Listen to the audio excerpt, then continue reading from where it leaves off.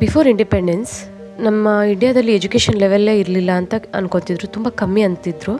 But ಏನು fact ಅಂತ ತಿಳ್ಕೊಳ್ಳೋಣ ಇವತ್ತು. ಬಿಫೋರ್ ಇಂಡಿಪೆಂಡೆನ್ಸ್ ನಮ್ಮದ್ರಲ್ಲಿ 3 ಥರ ಭೂಮಿಗಳಿರ್ತಿತ್ತು. ಒಂದು ಗೋಚರ ಭೂಮಿಗಳು, ಒಂದು ದೇವಸ್ಥಾನಕ್ಕೆ, ಒಂದು ಗುರುಕುಲಕ್ಕೆ. ಗೋಚರ ಭೂಮಿಗಳಂದರೆ ಗೋ ಮೇಯೋದು, ದೇವಸ್ಥಾನಕ್ಕೆ ಅಂದರೆ ದಾನ ಮಾಡ್ತಿದ್ರು ದೇವಸ್ಥಾನಗಳಿಗೆ, ಆ್ಯಂಡ್ ಗುರುಕುಲಕ್ಕೆ ಅಂತ ಭೂಮಿನ ಇರ್ತಿತ್ತು. ಎವ್ರಿ ವಿಲೇಜಲ್ಲೂ ಈ 3 ಥರ ಭೂಮಿಗಳನ್ನ ರೂಲ್ಸ್ ಮಾಡಿದರು. ಆಗಿನ ಕಾಲದಲ್ಲೇ ಮೋರ್ ದೆನ್ 35 crores ಪ್ರಜೆಗಳಿದ್ದರು ನಮ್ಮ ಇಂಡಿಯಾದಲ್ಲಿ. ಅದರಲ್ಲಿ 6 ಲಕ್ಷ ಹಳ್ಳಿಗಳಿತ್ತು, 6,30,000 ಅಷ್ಟು ಶಾಲೆಗಳಿರ್ತಿತ್ತು. 6,30,000 ಅಷ್ಟು ಶಾಲೆಗಳು ಅಂದರೆ ಒಂದೊಂದು ವಿಲೇಜಲ್ಲಿ 2, 3 ಶಾಲೆಗಳಿರೋವಂಥ ಚಾನ್ಸಸ್ಗಳು ಇತ್ತು.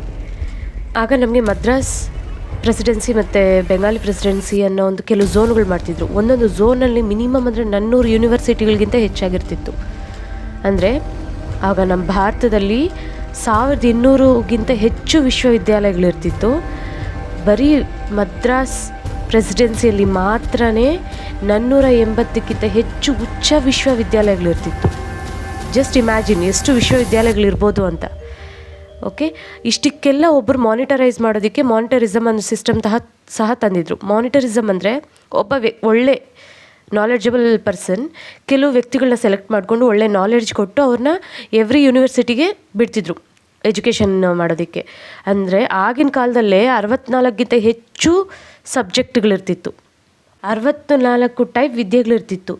ನಾರ್ಮಲ್ ಸ್ಕೂಲ್ಸಲ್ಲೇ ಮೋರ್ ದೆನ್ 18ಗಿಂತ ಹೆಚ್ಚು ವಿದ್ಯೆಗಳನ್ನ ಕಲಿಸ್ತಿದ್ರು ಬರೀ ನಾರ್ಮಲ್ ಸ್ಕೂಲ್ಸಲ್ಲಿ.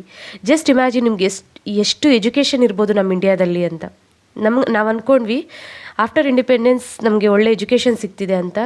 ಬಟ್ ಬಿಫೋರ್ ಇಂಡಿಪೆಂಡೆನ್ಸ್ ಎಷ್ಟು ಎಜುಕೇಷನ್ ಇತ್ತು ಅಂತ ಯಾರೂ ಒಬ್ಬರು ಸಹ ಕ್ವಶನ್ ಮಾಡ್ಕೊಳ್ಳಿಲ್ಲ.